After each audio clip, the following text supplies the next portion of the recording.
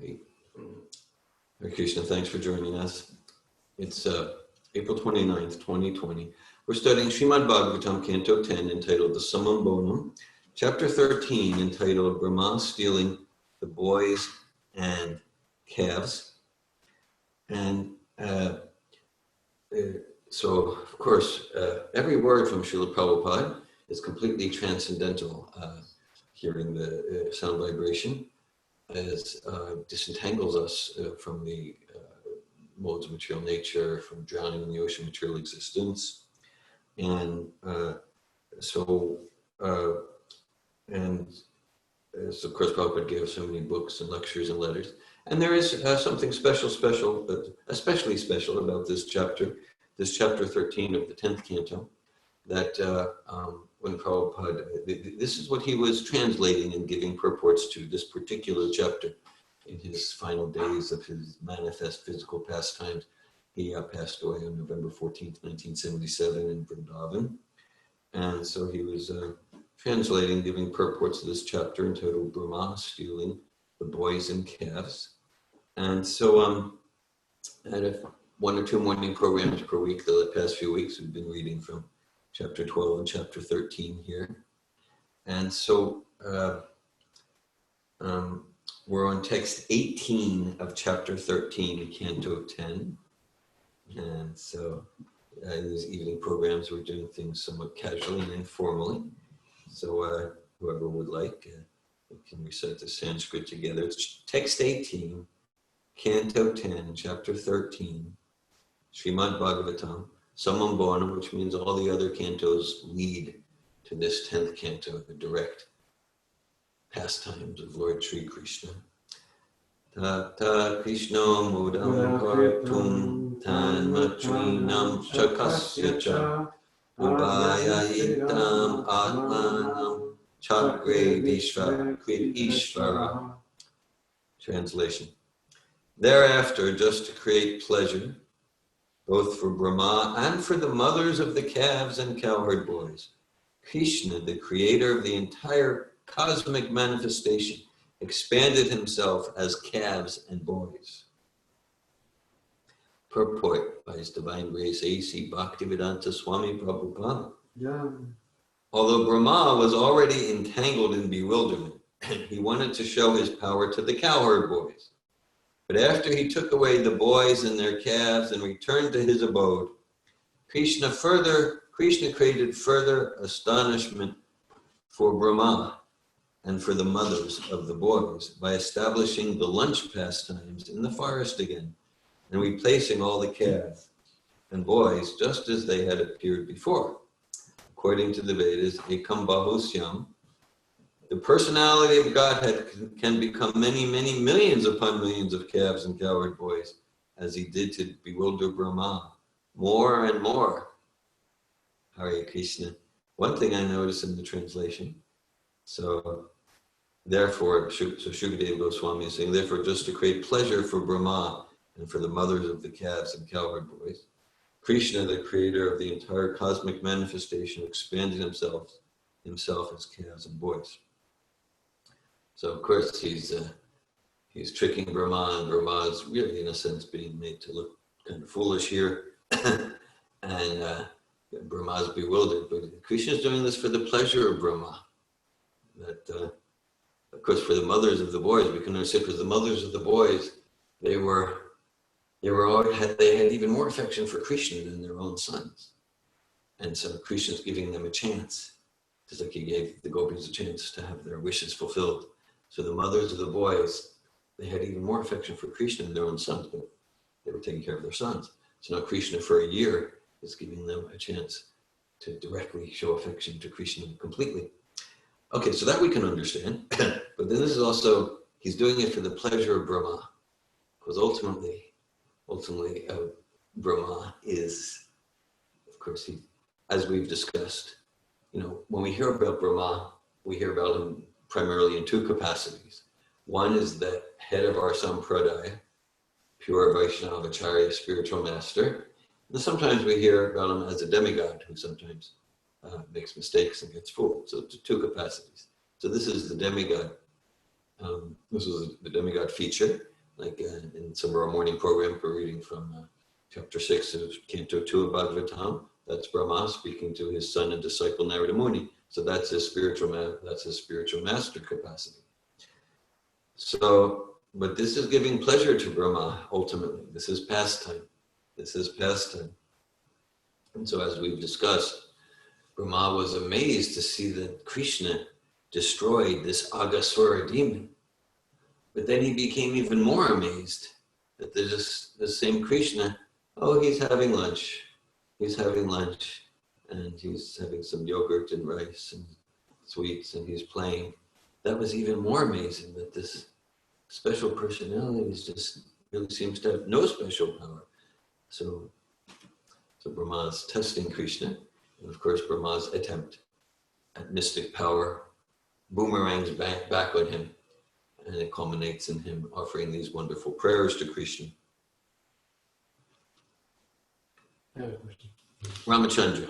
So just when you turn that, be careful it stays plugged in. Oh, yeah. Otherwise, Just gotta turn it off. yeah, it's a little. Oh my God, Demian is here.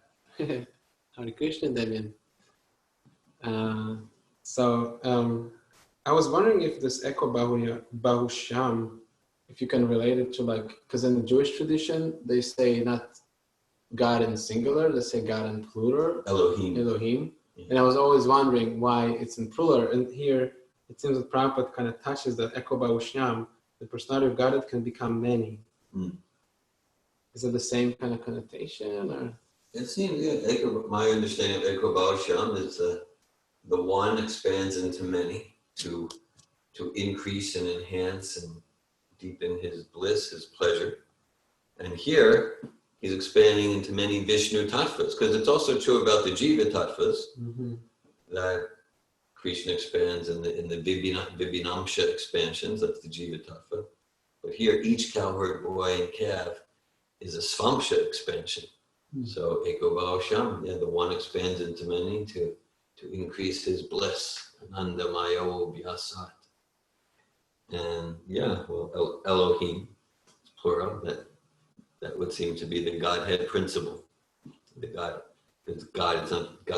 God's never alone. Right? God's always there with his associates, his flute, right? All his devotees, his pastimes. Just like Prabhupada gives the example, like kingdom. So there's the king, and the king's always there with his king. Even if the king's traveling, there's the entourage. So that's the Elohim, Godhead principle. Yes, thank you. Hare Krishna. We can go to text 19. And so the verse reads, Yavad Vatsapavat Sakalpakavapur Yavad Kanan Vyadikam Yavad Yasti Vishana Venu Dalashi Yavad Vibhu Sambaram Yavad Shiva Gunavrita Pritivayo Yavad Viharadikam Sarvam Vishnumayam Giranga Badaja Sarva Sarupo Babo.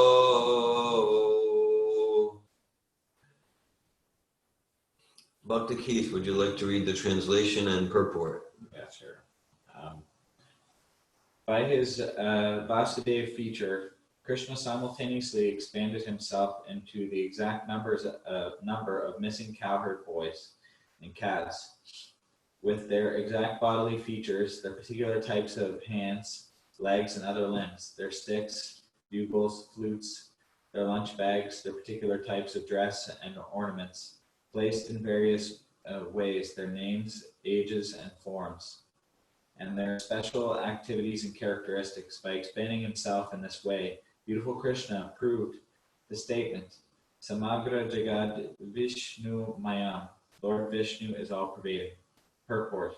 As stated in the Brahma Samhita, Advaitam Achutam Anadin Ananta Rupam Adyam Purana Purusham Navayovanam Cha Krishna, Param Brahma, the Supreme Personality of Godhead, is Adyam, the beginning of everything. He is Adi Purusham, the ever-youthful original person. He can expand himself in more forms than one can imagine. Yet he does not fall down from his original form as Krishna. Therefore he is called Achyuta. This is the Supreme Personality of Godhead. Sarvam Vishnumayam Jagat. Sarvam Kalv Idam Brahma. Krishna thus proved that he is everything, that he can become everything, but that he is personally different from everything. Matstani Sarvutani Nachaham Tesha. This is Krishna, who is understood by Achintya Veda Veda Tattva philosophy. Purnasya Purnam Adayam Purnam Eva Vishishate. Krishna is always complete, and although he can create millions of universes, all of them in all opulences, he remains as opulent as ever without any change, Advaitam. This is explained by different Vaishnavacharyas through philosophies such as Vishuddhadvaita, Vishishtadvaita, Dvaita.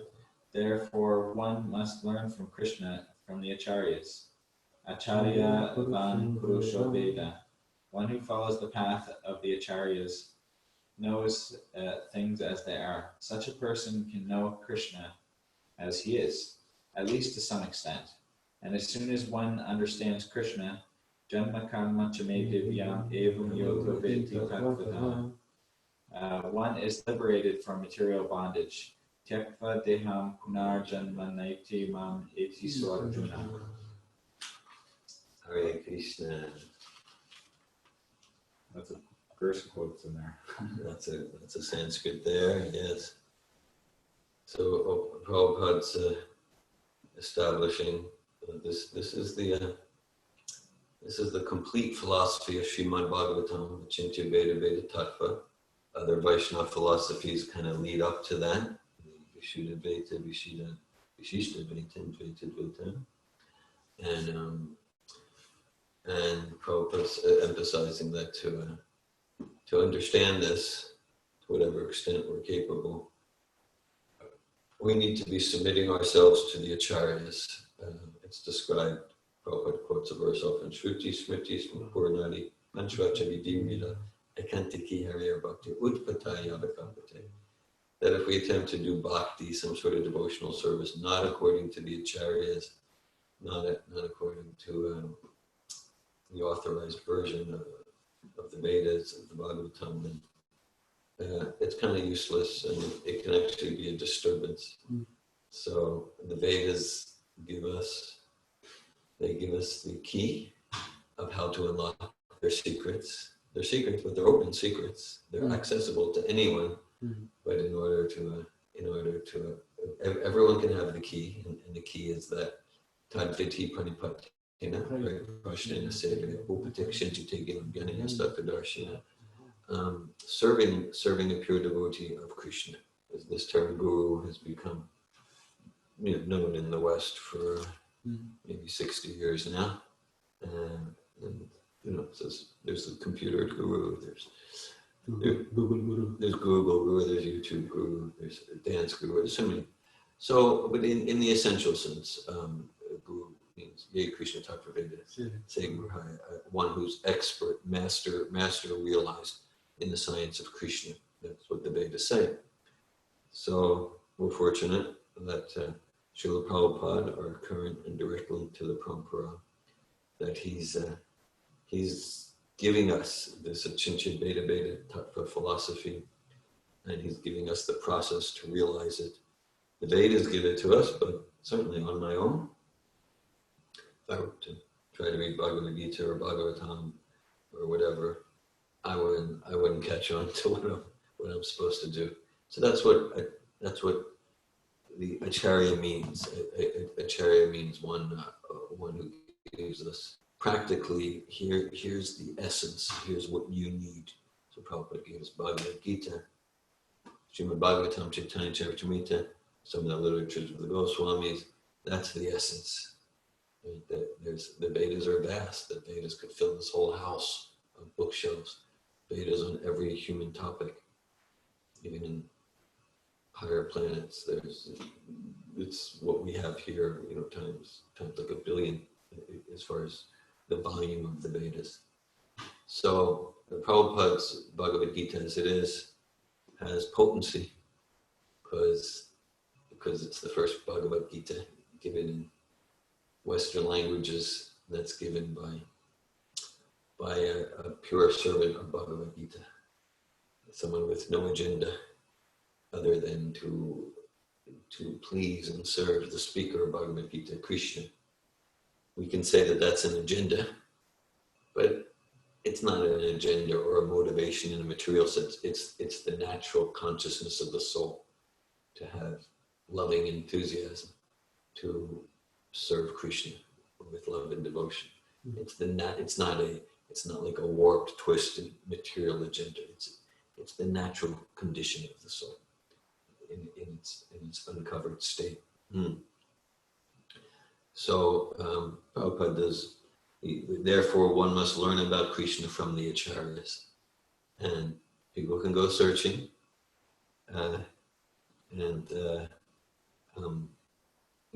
not one to say Prabhupada's the only way. At the same time, for sure, Prabhupada is our direct and current link to Sri Krishna's disciplic succession of pure spiritual masters is definitely a powerful, authorized, complete, and perfect way. And Prabhupada might be the only way. I'm not saying he's not. I just don't have empirical realization. So someone can go searching at the same time. I guess personally I consider that kind of unfortunate because we have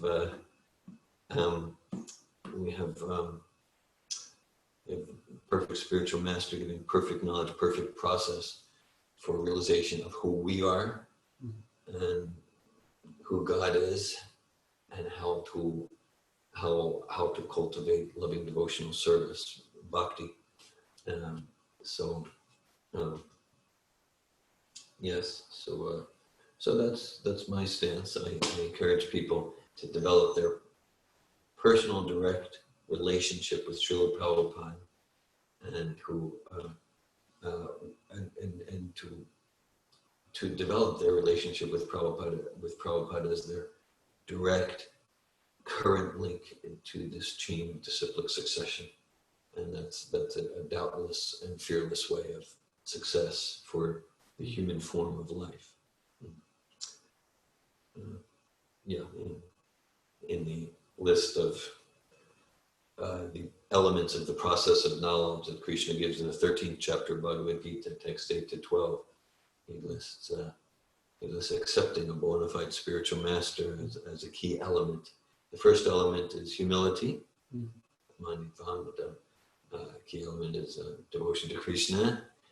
A key element is janma mrityu jara vyadi dukkha dosha and darshan, realizing the inherent misery, unnaturalness, and even evil of the cycle of birth, death, old age, and disease. Because realizing that, then because we have so many goals, but realizing the inherent disturbance, misery, the inherent embarrassment of being stuck in a body that's subject to birth, death, old age, disease. Realizing that, then we can make our goal to really solve the problems of life and to liberate ourselves from that cycle through service to Krishna. And so to do that, it's required that we take shelter of a teacher who is not bound by birth, death, old age, and disease. Hare Krishna. Yeah, personal story. Yes. Maybe Demian is still there. Yes. Okay. Yes, I have like a personal story to share with the cameras. So something.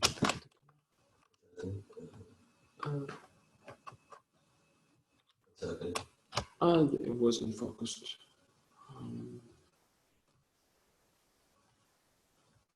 We're back. I remember remember when back to Demian Prabhu, he came for the first time to the La Feast. Maybe you can remember that, but I think he can, because it was quite an interesting exchange. And I touched this point that without, like, there is, like you said, there is, the Vedas are free for all, like they're open to everyone. Yeah. But the key of understanding goes through the disciplic succession.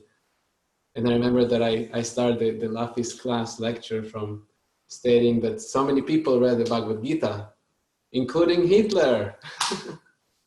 And I knew that we had some Jewish participants, including myself there, and Demian was there, and it immediately triggered. And that's actually the thing that, like many people that created a lot of havoc in the world, they too were reading the Bhagavad Gita, the same book we're reading, but because they didn't have the key, the understanding to the parampara, the current link to the parampara, they took the same terminology, even Aryanation, caste system, and justifying very bad things that they. Thanks for sharing that. So, Dr. Demian was there in Montreal. He came to your center in Montreal. Hare Krishna. Yeah, so all these others could get, all they could get is misunderstanding. Yes. Misunderstanding. Krishna says to Arjuna, Saevaya maya tedya yogo prokta paraptana bhaktosi me sakajeti rahasyam nitarutama. He tells to Arjuna, I'm explaining the transcendental mystery of these secrets to you, these open secrets, because you're my devotee and you're my friend, not because you're the greatest scholar, or you have a lot of money, or like that, or you came from a famous family, because you're my devotee and you're my friend. And so that's the key. So Prabhupada's giving us Gita fully in the line of Arjuna. He's Krishna's devotee and friend, and so we're getting the key to unlock the secrets. And those secrets, again, they're open secrets, and that's really the key for the real peace and bliss and life of the soul. The connection to the disciplic succession. Yes, that's the key. So maybe we'll go on and read text 20. The Sanskrit reads, Sayamatma Govatsan Pativaryatma Vatsapai Idam Atma Viharaischa Sarvatma Pravishad Vajam. Ramachandra, would you like to read? Sure.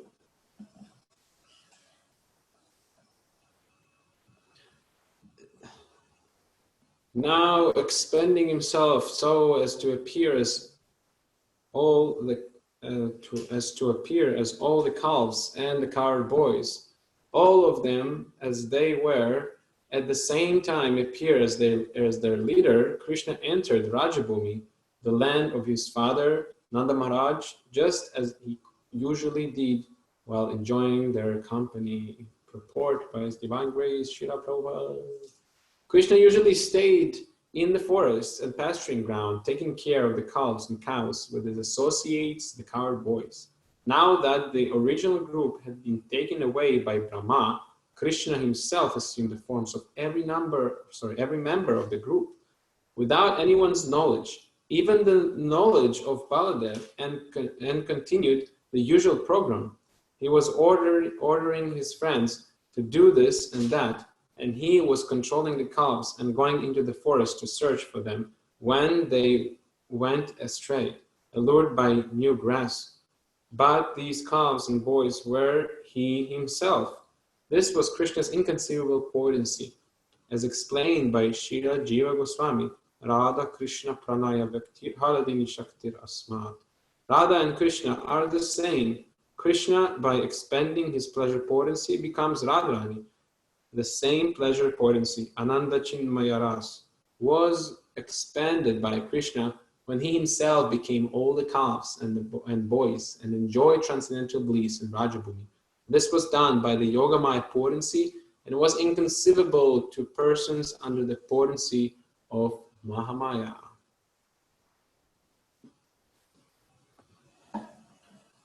Hare Krishna. Yeah. Krishna says, 7th chapter Bhagavad Gita, Naham Prakasha Sarvasya Yogamaya Saman Maya Samanvrita Mudayam Nabijanati Lokamama Jamadhyam. He says, I'm never manifest to the foolish and unintelligent. They never understand my transcendental nature, my supreme dominion. So it's this Krishna, Srimad Bhagavatam, Bhagavad Gita, like we can't take them by force. They are self-revealing. Okay. At the beginning, we took one of the invocation verses. We say this: Nasta Praisha Bhajishu Nicham Bhagavata Sevya Bhagavat Vitamashloki Bhakti Bhakti Naistiki. So that's Sutta Goswami, and he said that Bhagavat Yutamashla, Bhagavat, that Bhagavat means that which is in connection with Bhagavan. Krishna is Bhagavan. So Bhagavat Prabhupada translates it as means that that we cleanse our heart by serving the book Bhagavat, that's Bhagavatam or Bhagavad Gita, and or the person Bhagavat, that's Srila Prabhupada. So Bhagavat is that which is purely in relation with Bhagavan. And so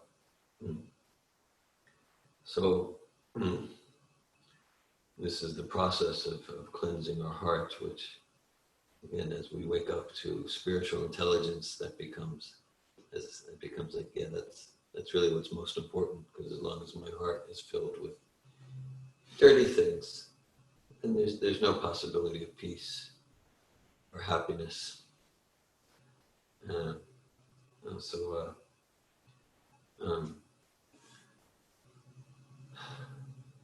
So these transcendental personalities, Bhagavatam is a personality, Srila Prabhupada is a personality, Krishna is a personality. They're self-revealing. It's not the material empirical process. It is spiritual empiricism. You might say it's trans-empirical.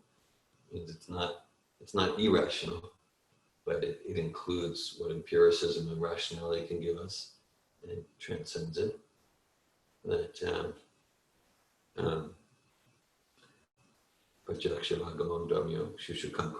this process, it's directly experienced. It's not just theoretical.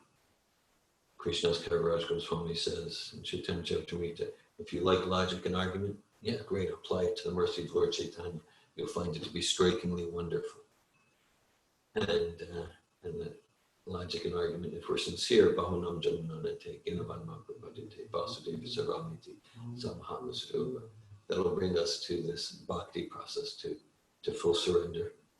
And then, like the material empirical process can only try to squeeze out some knowledge by studying objects that are not conscious, essentially.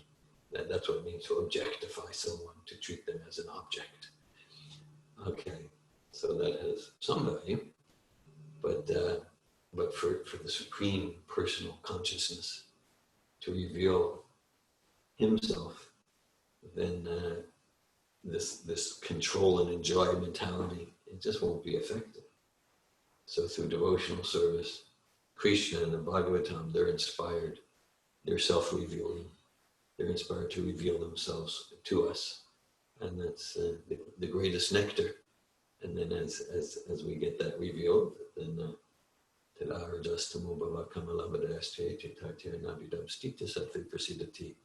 then the effects of lust, greed, anger, lower modes of nature, they disappear, and then the soul more and more experiences goodness and is happy. It's this sattvic platform, there's some sense of true happiness there. Otherwise, in the name of happiness, it's just like madness and shame, embarrassment. So again, this is It's described at the beginning of Bhagavatam, Nigalam, Kapator, Galikampalam, Shakamukaram, Vichitravi Samyatam.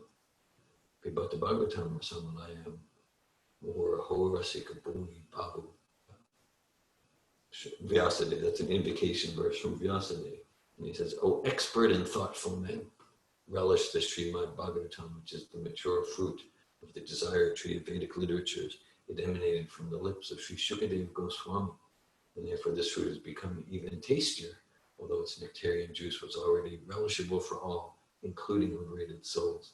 So he's saying, yeah, those who are thoughtful, will say, yeah, this is what I want to give my life to. I don't want to play around anymore. I don't want to play. I don't want to waste time anymore. I don't want to be a fool anymore. I don't want to be a dancing dog anymore. I really want to be thoughtful and see what's this life really about. Liberate myself from this bag of bones and like that. Realize who I am. Realize who I am by using the temporary in the service of the eternal, using the relative in the service of the absolute, using this body as a temple of God, as a temple of Krishna, using it in Krishna's service, and that's, Prabhupada would use that term, the path of perfection. Hare Krishna. Okay. Yes, Hare Krishna. I was thinking to go deeper into the cluster of these 7 verses that you mentioned, from 17, second chapter of the first canto, to 21, I think. And because last time you gave a Bhagavad Gita and we recited these verses. That's right. And inside the recitation, I don't remember if in the translation in the Bhagavad Gita or in translation in the Srimad Bhagavatam, it says that then after clearing all the misgivings, it becomes like the attachment or something, or the impurities become almost completely destroying. Yeah, and it always troubled my mind, like almost like, what do you mean almost? Wait a second, I want to be completely pure. But I'm thinking, is it really possible to achieve that in the material world? Or like what is the meaning of almost completely destroyed? Well, my understanding, and I get a few understandings from what I hear from Srila Prabhupada. So one is like, in the material context, there might always be something. So in that regard, sometimes Prabhupada quotes the verse from the 9th chapter of Bhagavad Gita, Pichetsudratro, Vijati Mamana Nimba, Sadaraya Samantavya, Samyag Vyavasito Hita. Krishna says, okay, if someone's on the path and we still got some habits that are completely transcendental, all right, but they're still saintly, okay? It's almost completely destroyed. And as another example Prabhupada uses is like, if someone's all dirty and they're in the shower, we don't criticize. Oh, they're still dirty. It's like, okay, well, they're taking a bath. I mean, they're in the process. So, we don't criticize. And also, the idea is, because that verse talks about by regular attendance in classes on the Srimad Bhagavatam and by rendering service to the pure devotee, loving devotional service to the Supreme Personality of Godhead, who is praised by transcendental songs, is established in the heart as an irrevocable fact. So what that indicates to me is that this process of devotional service, starting with Shraddha, and going to Prema, 9 steps, it's not linear. Because what the established as an irrevocable, it's not linear. Meaning, established as an irrevocable fact means steadiness. So what Prabhupada's saying is like, okay, if we can come at least to 75% clean, we can still be steady. We can still be steadily fixed. Yeah, not to stop there, not to become complacent. But even if we're 75, 80, if we're really doing our work, Krishna will grace us with like nothing's gonna deviate me from devotional service. I might make a mistake here and there, but I'm going to stay steady on the path, even if I'm not 100% clean. So that's an indication I get, from that verse and Prabhupada's comments on it, that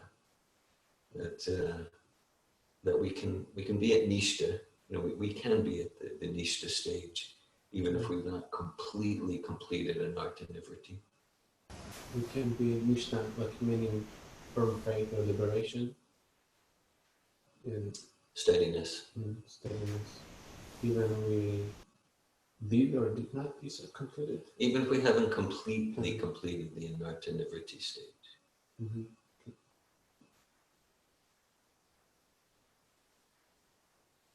Malini.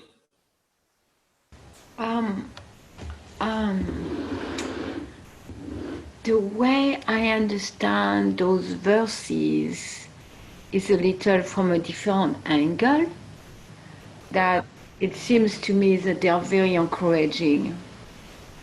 Yeah. Like a comparison to other process. Other process, you don't achieve any goal until you're perfect or unless you become perfect. Yeah. But with this process of hearing and chanting, all you need to do is to hear and chant and serve a pure devotee. And then almost everything in your heart is cleansed. Yeah. So I'm looking at it not as we cannot be pure. For me, that's not what it says. It says like those processes are so amazing that just by practicing it, your heart become almost pure. Yeah. It doesn't say that my heart will never become completely pure. It just says that those processes are so powerful that they can emphasizing the power of this Shinvatam Svakata Krishna Punya Shravana Kirtan. Yeah, not emphasizing. It's not focusing on one becoming fully pure or not fully pure. It's emphasizing how this process. First, you don't need to be perfect, and to practice it and get the result. And then the result, just by practicing it, is like your heart is almost clean. That's amazing. Yeah. Thanks for that, Malini. And then also if we look so that's the Nasta Pressure by Rishu verse. And then it's part of a process. Okay, so it's part of a process. And then as the process goes on, then Evam Prasanna Manaso Bhagavat Bhakti Yogata Bhagavat Tattvajigas and Mukta Sandasya Jayate, then one who's completely in pure goodness, and then the mind is enlivened by contact with this personality of Godhead, and one gets positive scientific realization of the personality of Godhead in the stage of complete non-attachment to matter. Then Vidyate Ridyagrantish, Chidyate Sarvasanship, and the knot in the heart is pierced and all misgivings are slashed to pieces. And then, so it's a process that does lead to complete purity. But that second verse is like, just by beginning the hearing and chanting, it's almost completely destroyed, and then the process goes on. That makes a lot of sense in my heart now. Yeah. Thank you for this, Mother Malini too. Thank you. Hare Krishna. Any other comments or questions or realizations anyone wants to share?